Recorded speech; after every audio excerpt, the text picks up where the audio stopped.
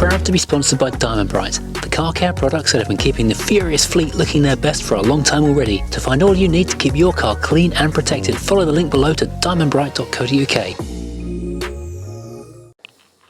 So Ian, where are we today? We're in Heritage Insurance in the middle of Birmingham, just off the Hagley Road. And I've brought my studio with me because, I like to travel light wherever I go. I mean, admittedly, getting this on the bus wasn't, it was a bit inconsiderate. Did you have to make an old lady move off? I was like, out. No. Obviously, there's a lovely Lister's Toyota van outside, branded with my. Oh, because the other thing you do, you paint your vans in your own. I make all my vehicles very much my own. Yeah. Someone else in the back, they look at them and go, just keep it. It's just not worth it. It's everything was put in vain, and painting a Jaguar XK 150 Jaguar or Jag, because obviously in the Midlands, you're only allowed to paint Midlands brands. Jaguar, Rover, Land Rover. Well, anything British Leyland. You go as far as Bentley and Crew and things. It's not really Midlands, is it? Not really. That's a bit north. Yeah, a bit too north. But if somebody said, yeah, I'd like a Bentley painter, of course. Oh, well, naturally. Yeah, naturally, of course. It's linked to their heritage company. So did their logo yesterday, which is just by yourself there. Yeah, so it's about to lean into it. Just lean onto a new original artwork, freshly painted. So did the logo yesterday because we've done the logo as continuous car drawing as well. Which links nicely to the heritage, the heritage stories that have been done during lockdown and whatnot as well. Yeah, because that's like two things you already know for. It's one of the continuous car drawings, which came out of lockdown. Yes. But the other thing is this thing that you're originally famous for. The original fame. The OG fame is what you're doing right now. Yes. Most people will look at a car or a painting and they'll look at brushes and spatulas and things, but you didn't look at it that way. Are you trying to say a G-Wagon is not a brush? Is that what you're trying to say? It is very good. These tyres are so good that I had them done as my wedding ring. That's how important. That my wedding ring is. That is an exact a miniature replica of the G-Wagon tyre, because it's my favourite thing I use. So, and when it's a round thing, and I was like, well, if I can make it into a tyre. Yeah. So you got like a silversmith to go and knock. Yeah. So I literally took the tyre to him and went, I want that, but miniature. We forgot that on the actual tyres they're quite like hard edges on the but obviously in rubber they're not, but in metal they are. So I think when I first put the ring on, I just kind of went to itch my head off it, and I actually took a bit of a chunk out of my head because it was such a hard. It's a bit too brutal. Yeah, I was like, oh, I need to get that softened on the side there. So it's a silly question. What first turned you to the idea of painting with a car? Because you use all the radio control cars as well. Yeah, so it's radio control cars, tyres and wheels. So generally, there is not a traditional paintbrush in being used. No. And I've been doing it so PopBangColour started 15 years ago. So 2007, 8 is when I first started doing it. And it started because I was given a radio control car as a Christmas present. I was told, don't take it in a studio and don't get paint on it. So the first thing that happened so I did that. Yeah, so I listened to that conversation. That relationship ended because I didn't listen, so that's how it kind of started. And then ever since then, I've done a series of different projects. I work for different brands. People like Heritage, who are my insurance partner and associate. I do corporate creations as well as private commissions. You've worked with a lot of car companies as well, haven't you? Yeah. You've been around the world, going off on. I've been very fortunate to be able to kind of travel and so whether it's been out to Dubai. Saudi Arabia, various bits of the Middle East, America, and I do a lot in the UK. Events like Bicester and all of that I really enjoy because they're great venues to create at, and for me it's on creating somebody's passion. Somebody will look at either this or the drawings and go, I want one of them. Yeah. And that's what I do. So I create people's passions basically. Yeah, so. Absolutely. Though I do need to create a rover at some point. You do really need to do a rover. Yeah, because I think it'd be very popular. I think I haven't got the right t-shirt on for that. Right, a lovely rover. Yeah, I've got a nice connection to it. My uncle used to work. Well, he is now JLR, but he was a Rover. He was one of the Rover boys. Yeah, he's responsible for such things as the Rover 25, 225, Mini, Metro, Maestro. What was he doing? A designer. Oh, really? Yeah, that's why I got into it. I got into cars and stuff because my uncle was always bringing home the the newest at Christmas. It was like, oh, what have you got now?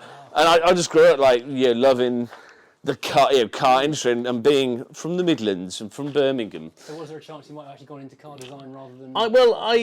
The thing is that when you're at school and they go, oh, so you like cars, and they go, and it's kind of they go, oh, well, you want to work at the Rover, don't you, or you want to work on the track at Land Rover? And I'm like, no, not really. That's not quite. But yeah, when you got careers days and stuff, they don't really think creatively in terms of maybe more now, but back in the day, not then. It was very much. You had a traditional job, and you didn't. But I was very fortunate. My work experience at school was, I was able to shadow my uncle. When I say shadow here, literally. So he left at silly o'clock in the morning. So I had to get up at 5:30, 6 o'clock in the morning to get to Gate where he worked at Gaydon, and he basically gave me a list of names to ring, and he was like, "Find out who you can shadow for the day." That's say who you're with, and that basically got me everything from going around the test track on the Rover test track in a Rover in a BRM. Nice. Seeing the new Mini before it was released. Oh wow! And also, and the funny thing is, I had to write a diary of what I was doing. It sounded like make-believe, wouldn't it? And the thing is I couldn't, because I was under NDA, so I wasn't. No. So everything I was doing, I couldn't say. So literally, my dad was like, I can't say what I've done today. Sorry. Yeah. And for somebody who doesn't particularly enjoy writing, that was great. So yeah, I'm like, I can't write anything. Okay, brilliant. In that case, don't. Yeah. So but I mean, after that week, I really enjoyed it, but I realised I'm not an engineer and I'm not a designer. So not a corporate person. I'm definitely not a corporate person. And it was like, I remember being they had a very long 3-hour meeting about how the Rover 75 estate, when you pop the boot, the water would then dribble into the boot, and they just couldn't quite fathom out how to stop that from, how to divert it. And I was like, I remember walking through a studio and at one point there was the Mini exploded all on the wall, and this one guy, I was sitting watching a guy on a CAD program, and he was like, oh well, you see the Mini engine bracket, that was mine. And I was like, I didn't get credited for it, but I designed it. Nice, yeah. And I was like, yeah, but it's underneath the bonnet. Like, nobody's ever going to see that. Oh. And I thought, well, is that the kind of industry I want to, aspire to? Yeah. So I then went into doing illustration at college, which is why I can do illustrative stuff. I can draw, so I can paint and draw because I've trained as an illustrator for a year. But as I was doing the course, they went, oh, you see that computer suite next door? That's the Mac suite. And I was like, okay. And they're like, that's where you're going to go eventually. It's all going to be on computers. And I was like, but I like to draw and paint. A lovely, clean, sterile environment. Yeah, and I was like, I don't want. And then they stopped the illustration course. The following year, there wasn't. There wasn't one. So we were the last year, and I was like, I think I was going around the corridors once, and I noticed that the fine art room door was open. I was like, ooh, that looks exciting in there, whatever that is.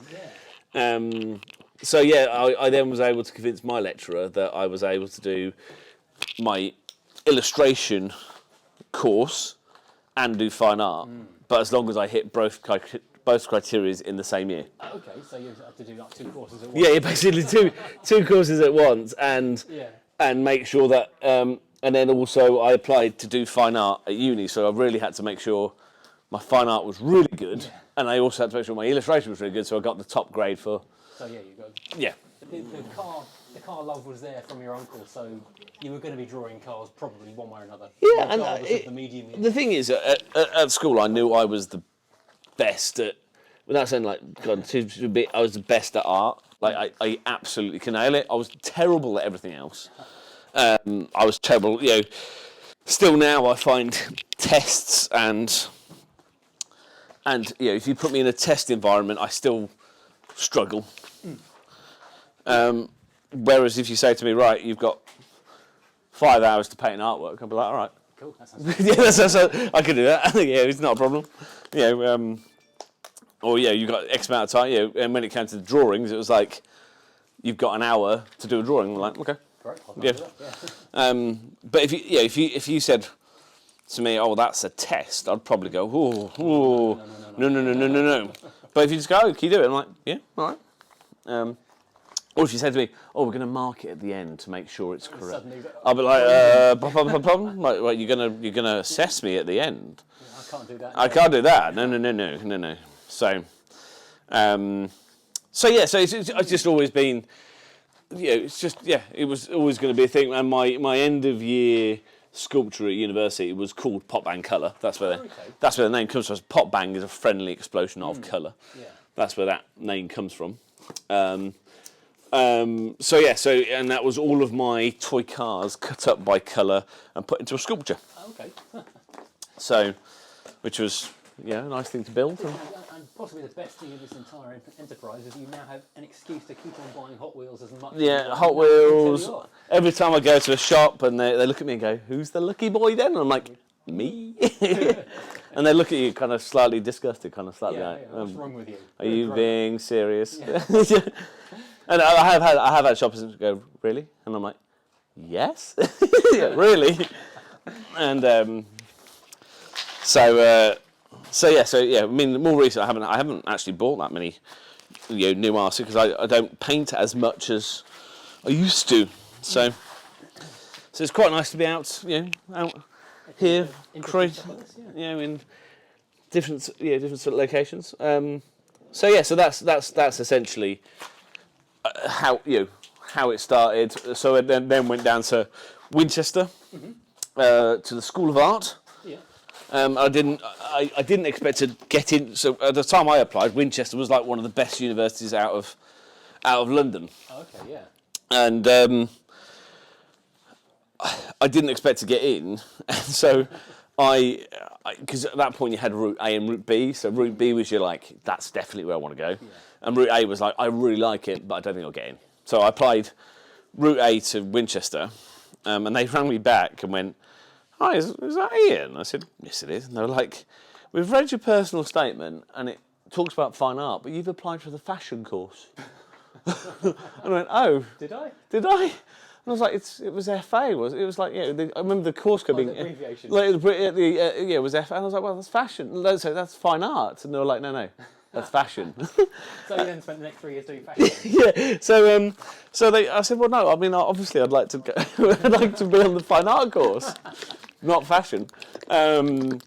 So they rang me back and said, "Actually, we've had somebody pull out an interview. Come down for an interview," and got into doing Winchester. So Cool. So that's really, I stood there for 3 years. That's where I lost my Brummie accent and came back with a generically nondescript. And so you're shunned by the family at that point. And Well, the thing is, it was really weird. Like that time, having like a really thick accent wasn't.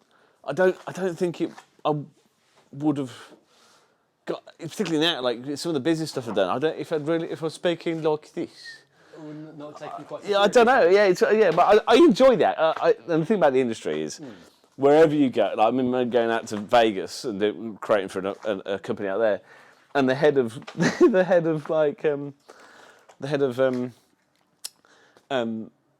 Land Rover out there, he was like, "All right, how you doing?" I was like, "Where are you from?" "Solihull." I was like, "Are you kidding me?" I was like, "Which bit?" He was like, "Shirley." I was like, "We're literally neighbours." Yeah. We're literally neighbours. That didn't hold him back then, did it? Yeah. So it's And then obviously, I then go, oh well, my uncle. Oh yeah, I know Paul. Oh right, okay. But yeah, no, it was a good time. I really enjoyed Winchester. It was great. It was a fun place to be, and I think everybody kind of worked off each other. And there was lots of and I was able to do my thing. Got the grade I wanted. Came back to Birmingham with my first class honours. Excellent. Got my first class dad. I'm an artist. And he was like, well, get a job. Yeah. Does that pay the bills? Does that pay the bills? And I was like, oh no, I guess not. No. Okay. And to be honest, like I needed some time, like some just time off away from it, and just not to kind of when you're so like you put everything into it and you've got the grade you wanted. I was just tired. So I ended up being a barman for did bar work for, which now I feel really benefited my customer service side and meeting people and dealing with people and whatnot. When you're in a big shop at the NEC and you've got 20 people sort of crowding around. Yeah, so you kind of. Great training for that. So yeah, I mean, and I quite enjoyed it. Yeah. And the thing for me is that I didn't particularly have any friends back at after you've been at uni for 3 years, you come back and everybody's moved and. So it was kind of nice to make a bunch of new friends and whatever. When you end up running a nightclub, people become friends because they really want to come into your nightclub.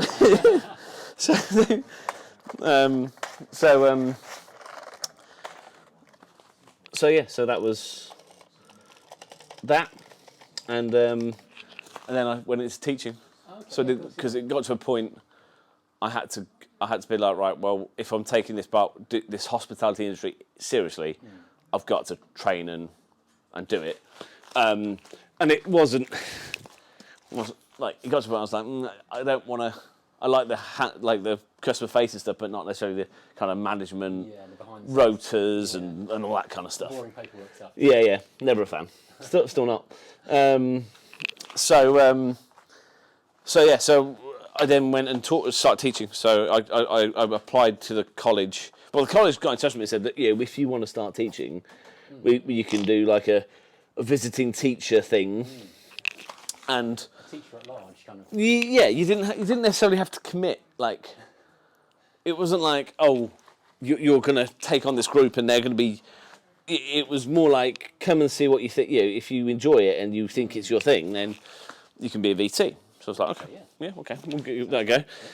And then 3 hours became 6 hours, became 9 hours, became 12 hours. It became, well, I was a full-time teacher. And like both my parents have been teachers all their lives, so it was quite a natural thing for me to do, because I was like, I've kind of learnt it, I've seen it, so I was like, okay, I can do this. And what I wanted to do was teach foundation. I wanted to teach the kids who were going off to uni. That's what I wanted to do. So quite quickly I learned that if you can teach the hardest groups, like the kids who are really hard work, the other teachers will respect you to take on the more serious stuff. Yeah. And I had some tough. I was given some tough.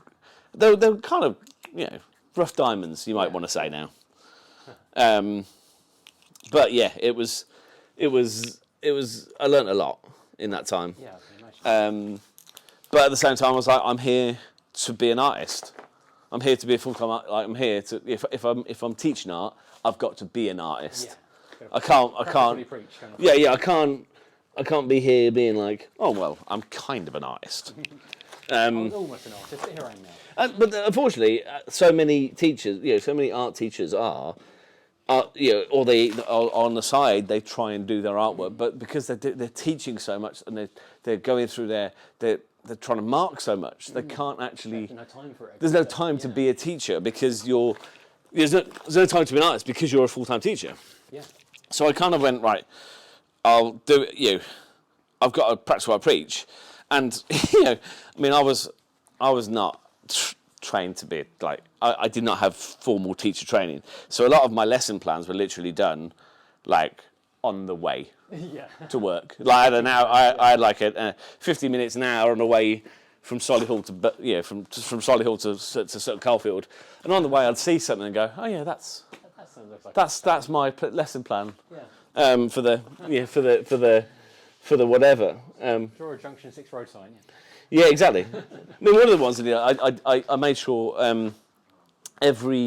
so I gave everybody a hubcap and a descriptive word, and they had to then do a 6-week project based on the word and hubcap and make what they want. Oh, okay. So it was kind of What like, did you get back from that?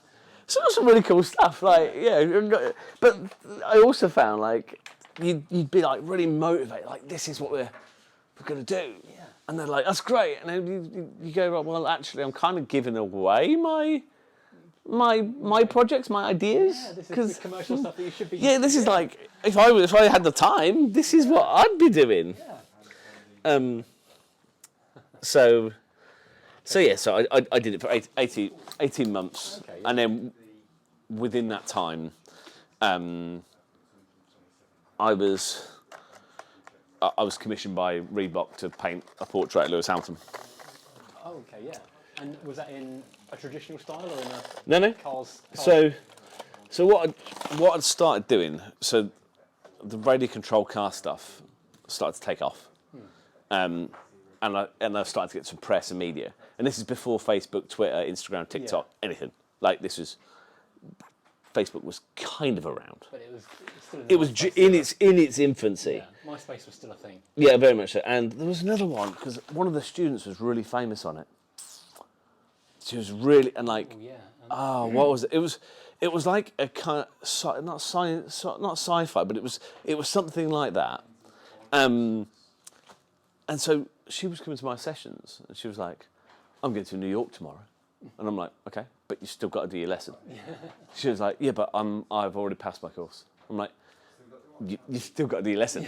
Yeah, and but yeah, so it was a time where it was very much kind of, it wasn't a social led thing. It was much more. Yeah. You create stuff and people may see it or may not, or a gallery might see it, so you then go into a gallery space or whatever. So, so what happened is I started to do events. So British Motor Museum down at Bewley. So I went down, did British Motor Museum, then did Bewley for their auto jumble.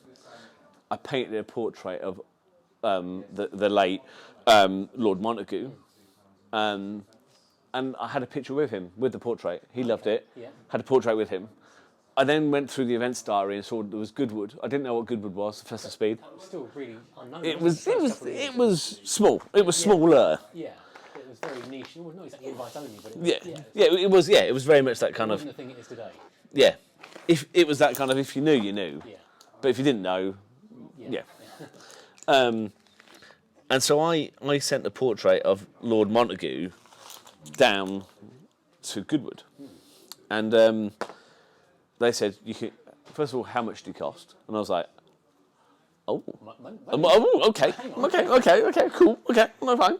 And so secondly, we want you to paint a portrait of the then Lord March, but obviously the Earl of something now, Earl of something. So so I was like, okay, that's cool, yeah. And they put up a marquee and all this, and I got down there and I went, and I remember my dad going, "Oh, Dad, this is big. This is so much bigger than I thought. This is well bigger than I thought, and I need you here now." Where was he in Solihull? So he was back at the Midlands, and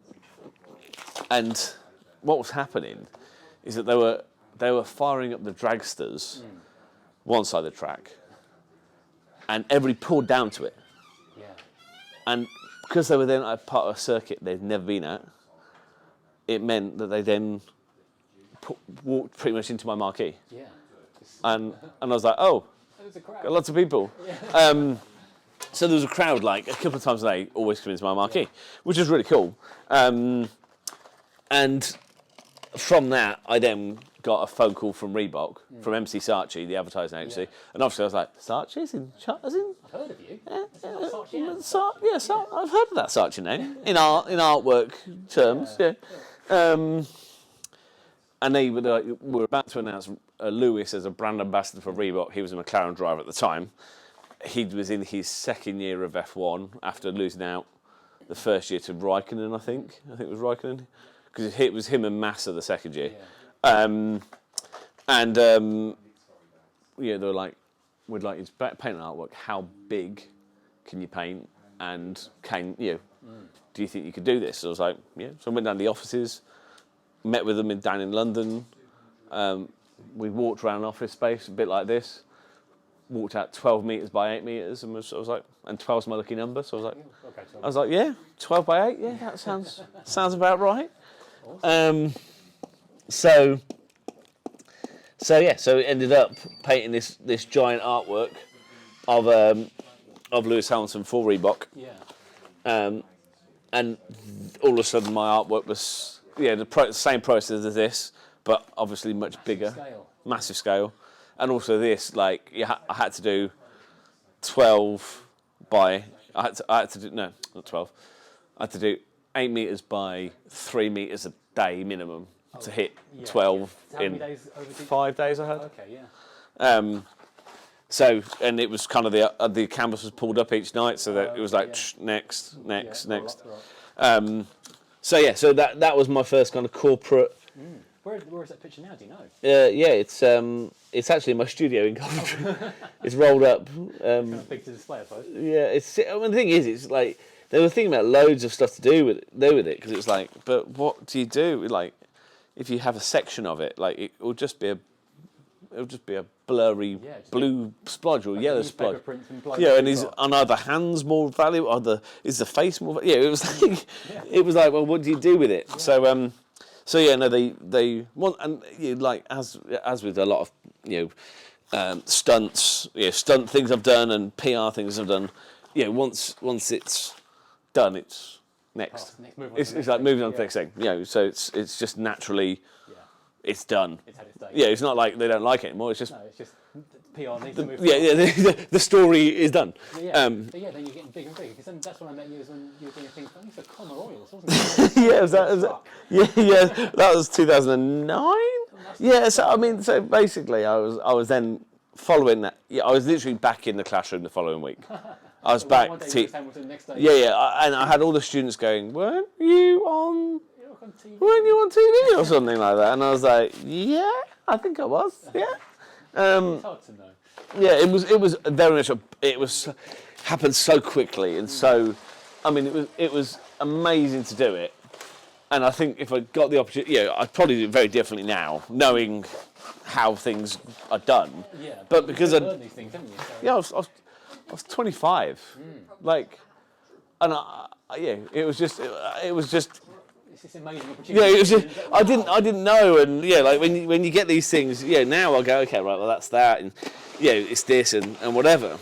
But I think I didn't know that this world existed, so I just kind of. Gradually to... Yeah, so it was kind of one of those things. I was just like, right,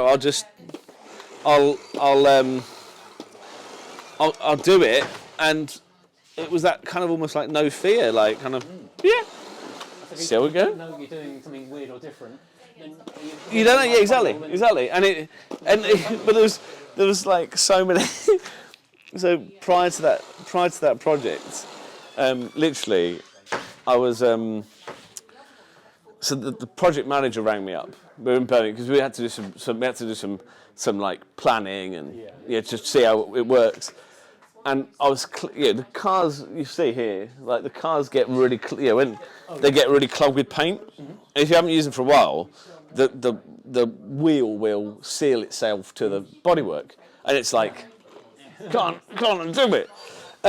So I was much like this. I had a craft knife, and I was like, tug it. I've got to get this paint out, and I went, and I went. Just there. Oh, ow. Because there's a fairly major artery just there. Yeah. And quite nicely. Yeah. So it was. She rang me up and she was like, "Everything all right, Ian?" I said, "Yeah, I'm just in A&E." No, she was like, "What?" I was like, yeah, I've just put a craft knife into my leg. But they're sewing it up. It's fine. It's fine. But I just remember, I was staying at a hotel in London, and I had to spend the whole week with my leg poked out so that water wouldn't get into it. Oh, no. And then I had to get it cleaned up one night, and I had to go into like a drop-in clinic. And I was in this drop-in, and this lady she's like, oh, why are you here? And so I'm doing this project on Piccadilly Circus, because it was like a high footfall like thing. Yeah. And she was like, oh, I've seen it. Are you the guy doing it? I was like, yeah. Oh, I'll make sure it's okay then. Yeah. I was like, oh, good, thanks. Time for me to, so we finished teaching. Oh, what I'd also done at that point was I'd just done, so having done the Lewis thing, I then got Blue Peter rang. Oh, right, okay. And we're like, because I'd contacted them before and said, look, I do this, it's really interesting. And they were like, yeah. And then I got, thanks, but not actually. And then obviously when the Lewis thing went big, they were like, oh, hi, Ian. Best friends now. And so I did Blue Peter Live, which was surreal. Who was the presenter at that time? Oh, it was Andy and... Andy Peters, was that? No, it was Andy, I've forgotten his name, yeah, there was Andy and there's two others. And so I painted like a Blue Peter F1 car. So it was an F1 car in Blue Peter livery, which I did. Yeah. And we had the wheel either side. And it was like a matter of just, and they were like, oh, can we finish some of the artwork? Can we do some of the artwork? And I was like, yeah. All right. And I would like both presenters to have a go at it. And I was like, okay. And it was a lovely artwork. And it was just literally, it had to have two lines this side. Yeah. And they literally, they had some really powerful, like they wanted like the cars to properly like, and big shot. And they did it, but they also went around in donuts and I was like, no. Hours of work. But it was very surreal being on the set with the dogs and but that time as a kid growing up watching Blue Peter, you're on the set and you go, oh, it's a set. It's not real. It's not real. It's not someone's house. And they literally started to take it down as I left. I was like, oh no. Destroyed my childhood. And so then got the Mountain, did Blue Peter. I did some stuff with Children in Need. Did a Pudsey Bear. There was. It then led to, and this whole kind of like media, which I never. No, the whole world. Well, no, which you don't really know what it is until you then go into it. You go, oh, this is how stuff happens. This is how things happen and how things are filmed. And then things like the Cummer Royals, they approached me and said, we want to do this promotion and we want, we want to paint with real cars. Yeah. And I was like, oh, that's upscaling it a bit. Yeah. and so that was then painting with a truck, a car, a bike, a go-kart with Jolly and... Every kind of race vehicle. Yeah, it was every car that raced on the track at a MSV circuit. So it was all these vehicles, which is pretty. Looking back, big cherry pick, wasn't it? Yeah. But I had no idea that this big truck was. It was kind of like, oh, we've got this big truck now, Ian. Can you paint with it? I was like,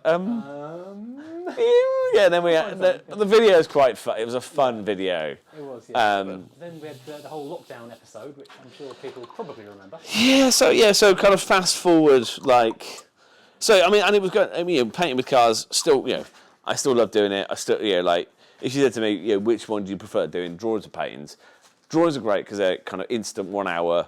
They're kind of instant 1 hour, 1.5 hour things. The result, bang done. Yeah, bang done. But what I loved about the lockdown stuff is that it was this social kind of. Yeah. Because no one could go anywhere, so everyone was doing stuff on the Zoom. Yeah, everybody was at home, and everybody was. There was that kind of fear a little bit. Well, there was fear, but then there was also like this kind of like, how do we communicate? Yeah. And there was no. What can we do to get through the day? And So very quickly. So that was on the Monday. So what happened is that me and Taz went to the studio. As soon as Boris announced it, Taz was like, go down to the studio, empty it. Get everything home. Get everything home. Because it was that kind of point of you can't even leave your house. Yeah, 1 hour walk or. You can't even only essential journeys. Yeah. So, but it only just been done. It was 8 o'clock, I think it was. So it's like, right, down to the studio, we'll both cars will load up. We'll load up both cars, and whether it's paint, both paint and draw, whatever. Get the lot. Get the lot, put it in the car, work it out.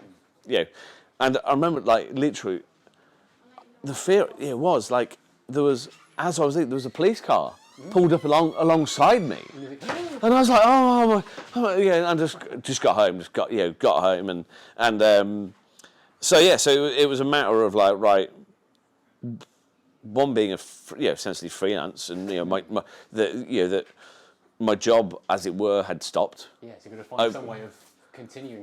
Continuing to be a creative, but there was also a real demand for, because all the kids were being at home, and one thing that the parents and stuff really found hard was creativity and how to do it. Like, because there's this absolute fear that you can't. Oh, I can't draw. I can't paint. You can. It's just that it's your ability. Like you're self-judging.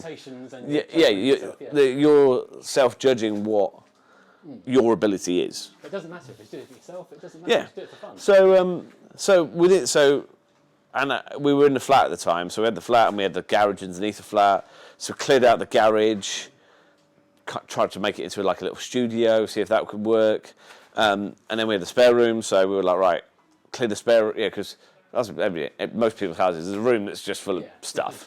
And it was just junk room. So we were like, right, because Taz was working from home as well, so she was working in the living room, the tidy room, and I was told, the other rooms were mine to do whatever.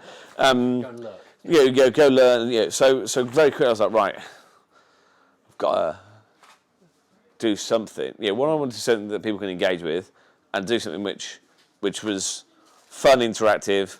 And at that point, Instagram was an hour, so you could limit was an hour. So I was like, right, well, I'll do these drawings in an hour. So that was it. That was an interview, wasn't it? You'd Zoom call someone. Yeah, draw their car. But as the technology advanced, like you were able to go, right. Okay, so initially it was like just live feed it, see what happens. And then what people quite liked is that, because at that point it was still severe lockdown, so it was me and Taz sitting in the spare room and slowly drinking gin in the evening, so that the conversations got even weirder, sillier and sillier as we were doing it. So I was drawing, but also, and Taz has no knowledge of cars, so she was like, I was like, I'll just Google whatever this is. And she'd be like, oh, it's this. And apparently it's this. And apparently it's this as well. And then you'd have people commenting online going, no, it's not this. So you kind of have so you kind of have this comments on Facebook Live, I think it was, telling Taz what the car was whilst I was drawing it.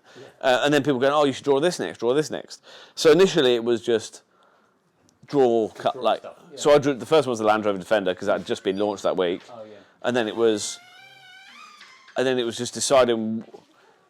There was a Morgan in the first lot, there was a Ferrari in the first lot, and then quite quickly by, 15, 20, there were pretty much commissions. Yeah.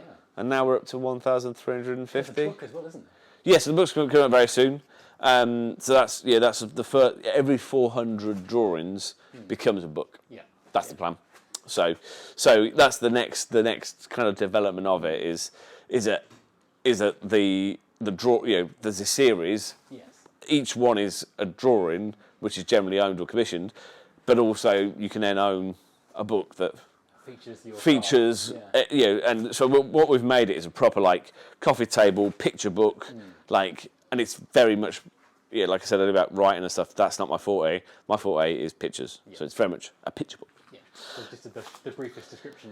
But I've made sure they are the correct descriptions. So I've sent it because I know if it's wrong, people are like, you will absolutely know. So I'm going to double check that it is the correct one that I have listed. Yeah. So and what's great is that so what was a kind of a filler of something to do during lockdown and as a lockdown project, then became there was the Chevrolet Spark that was just it was a kind of a spare car because we had the Soul at that time and whatever, So the spark was there, and I was like, well, how do I do this mobile? How do I do the drawings but mobile, rather than having to set up a desk and a table? The thing about this is that it's performance, and this stuff is what makes this. Yeah, people love to see. Yeah, it's all the stuff, and like you're a photographer. You've been at events. You go, oh, I want to photo. I've taken photos of you doing this. I think I've forgotten how many times now. Yeah, so and that's what I wanted. I wanted to replicate this, but in kind of miniature and in the back of the smallest car you could. Yeah, so you've got a tiny studio inside a tiny car. Yeah, so it was kind of replicating that kind of like this kind of like, oh, what's going on here? What's going on inside the car? Yeah. So pop up the tailgate and there you are. Yeah. So Bench. and that's now become a thing in itself. Yeah. Like which is like really cool. Yeah. Like it's lovely that it's had its own life. Yeah. And obviously the merch, like the mugs and the teas and everything that spawned from it. From this emergency, trying to make something happen to keep going. And somebody who commissions a drawing then might go, oh, actually, I do want to paint. Yeah. But it's a very different ball game in terms of timescale, how to do it. These take, they're painted, they're dried, they're painted, they're dried. It's like. How long does one of these take to do? So an initial creation, this was started at 10 o'clock this morning. So so it's taken what? Yeah, 2.5 hours. 3 hours. Yeah, so that's an initial, for the kind of like. Oh yeah, I can see there's a car there now, and then you run, we'll run some hairdryers over it, and then bring out that next layer and bring out that next layer. So the heritage logo there, that's had 3-4 layers on it. Okay, so you start getting the intensity and like a couple of days work ultimately. Oh yeah. So it's always and that's the difference between them is that that's an hour. Yeah. And this isn't an hour. Plus you've then obviously got material costs. You've got everything else. Looking at how much you're flicking on there, that's a lot of paint. Oh yeah, it's around about £600 to £800 worth of paint per. And that's just commission. materials. That is just paint. Just the stuff that isn't canvas and everything else that. No, it doesn't include the car. Yeah, that doesn't include. That is just how much. Because if you're doing a red car, it's not red. It is red, but it's yellow, it's purple. It's 1,000 shades of. It's everything in between. So, so this will have 2-3 layers. On it, to do, to get the full depth and that's what I really enjoy. I enjoy that process. And people say to me, "Oh, do you get bored doing it, or do you get?"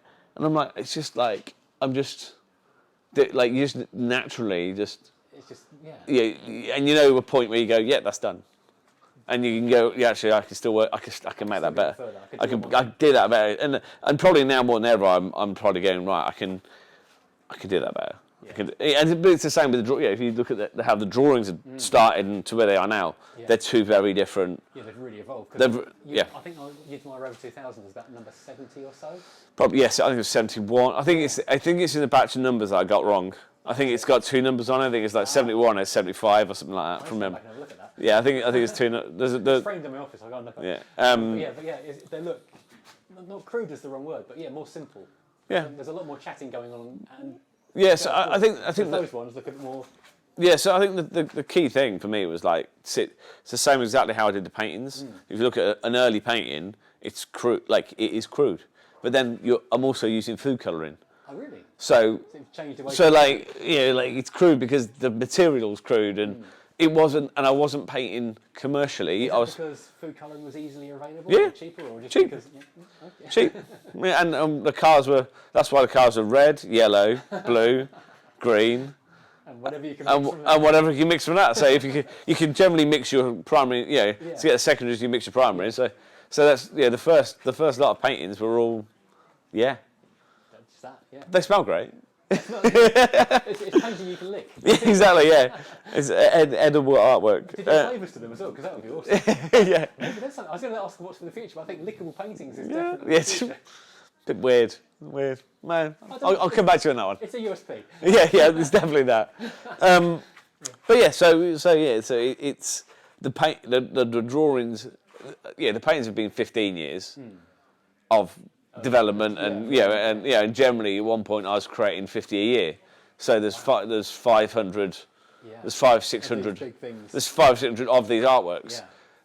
Last year I created 6. Wow, so it's a real sort of change of. But I created nearly 1,000 drawings. Yeah. So it's kind of like, and also now I'm with the car setup, I'm much more flexible in terms of shows, events, going out, and that's always been my. Because you can just not having to set this whole thing up under a marquee. Roll the car up, pop at the tailgate. Exactly. Bang, you're there. Yeah, I'm there, literally in there, and people know the car because of what it is and where obvious, it's. Isn't it? It's they know it's a studio car. And that's what recently when it went in to be fixed, and people were like, "Oh, is it all right?" Yeah, it's all of a sudden it's taken on this persona of what I didn't expect. So this was a Chevy press car. Yeah, Chevy press car from Craig at Chevy. Yeah, because I'd done some work for Vauxhall. The very first event was a Vauxhall event, and met Craig when he was at Vauxhall. And he went, right, we want to put you into a Spark. We want you to brand it up, whatever.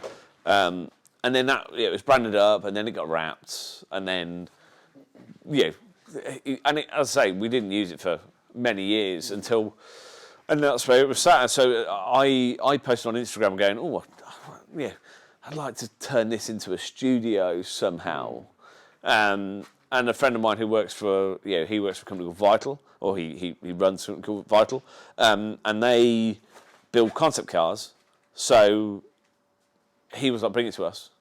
We'll make it. Yeah. We'll do it. So the back seats have gone, and now. Yeah, so I did initially stripped so I took some bits. When I say stripped it, I literally got a hammer and I bashed out the rear speakers because I was like, well, they're just space. Yeah, I don't need them anyway.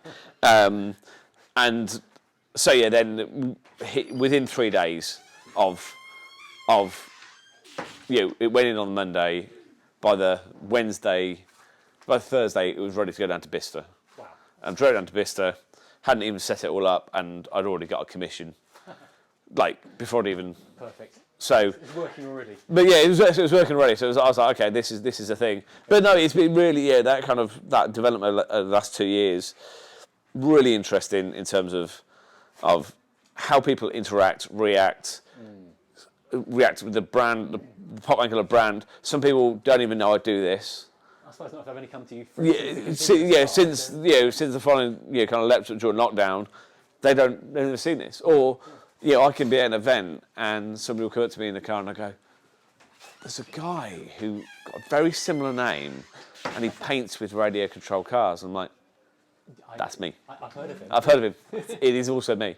And that's because, when I'm painting, my back's towards people. When I'm drawing, I'm facing it. They don't really see my face when I'm painting. And normally there's a big group of people around and whatever. So, but as much as you can kind of see the similarities in the, particularly the two logos. They're very similar. It's been a really fascinating journey with that. So what do you think will be the next development in? Well, the key thing is obviously getting the books done, continuing to develop what I could, what I can do with continuous car as well as paint with cars. And I do both. This is much more studio based. Occasionally, if it's commission, then it's done on site. I still do both because there's two different audiences. Totally, This is corporate led and brand led and event led. And the drawings I can literally go to Shelsley or Prescott or drive out to the Motorist or Jilks or wherever, and I can arrive and just start drawing. Create drawing. Because the setup is there ready to go. Whereas this is always a lot more planned. Oh yeah. So we'll see. I'd like. There's always. I get murmurs of going out to various countries and whatever. So now we travel a bit more. Well, a lot more on than ever before. Well, now we can travel again. Then. So it's There's likely to be going out to. Back out to. We did Saudi last year, which was really interesting. Back to being Mr. Worldwide. Yeah. Well, kind of. Just for me, it's like. Wherever I do it, I'm doing my job. Right. The kind of the travel thing is almost like it's incidental. When I was out there, I was in it was a lovely location, but I still saw on a this. big sheet of plastic surrounded by- Exactly, and the cars that I'd brought with me, Yeah, this is true. People say you travel a lot, but you see a lot of airports. So, airport stay. You get pulled over by people going, "So what's in What's in the bag? the bag? Is it toys or tools?" And I'm like, "Both, both, Kind of both. Yeah. kind of both." So no, it's been really fantastic to meet people at the events, and from that kind of from post lockdown and being out and about, and hopefully seeing more people as well. Excellent. So thank you, Ian. That is brilliant. That is so good of you to give your time and delay you doing this painting, and well, hopefully see you at a show or two. Yes, in the summertime. probably covered in paint I'll or be disappointed if you in a weren't. tiny car Or a drawing. tiny car, yeah. But Excellent. either or. Either or, one or the other. Fantastic. Cheers, mate. Lovely. Thank you.